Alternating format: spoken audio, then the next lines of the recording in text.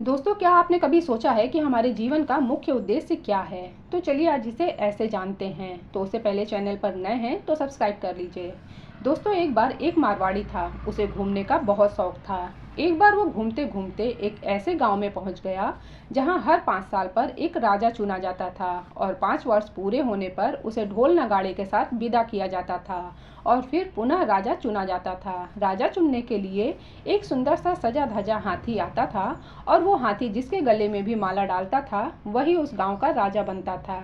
जिस दिन वो मारवाड़ी उस गांव में पहुंचा उस दिन राजा का चुनाव किया जा रहा था। ये सब देखने के लिए वो मारवाड़ी वहां रुक गया।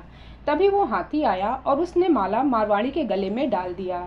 गांव वालों ने मिलकर उसे राजा घोषित कर दिया। ऐसे में मारवाड़ी ने कहा, मैं तो घूमने आया था, मैं इस गांव का नहीं हूँ। तब सबने कहा, अब आप 5 सालों के लिए आप ही यहाँ के राजा हो। 5 साल पूरे होने पर आपको ढोल नगाड़े के साथ यहाँ से विदा किया जाएगा और गांव से बाहर छोड़ दिया जाएगा। जहाँ पर जंगल होगा उस जंगल में हिंसक जानवर होंगे, विशाल नदी होगी जहाँ पर मगरमच्छ, घड़ियाल जैसे जहरीले जीव होंगे। खाने के लिए आपको भोजन भी नहीं मिलेगा। ये सब सुनकर मारवाड़ी थोड़ा घबराया पर वो शांत भाव से मान गया। राजा बनने पर उसे खजाने का जो भी कोष मिला उसका 51% वो गांव वालों के भलाई में लगा दिया। बाकी के 49% से उसने अपने बारे में सोचा। उसने पहले साल में उस विशाल नदी पर एक पुल बनवाया, दूसरे साल में जंगल साफ करवाया, तीसरे साल में वहाँ खेती करवाई और सड़कें बनवाई, चौथे साल में वहाँ गांव बसवाया और खुद के रहने के लिए एक छोटा सा महल बनवाया। 5वें साल में उसने जीवन भर के खाने के लिए अनाज और धन इकट्ठा किया। जब 5 साल पूरे हो गए तो उसे ढोल नगाड़े के साथ विदाई होने लगी।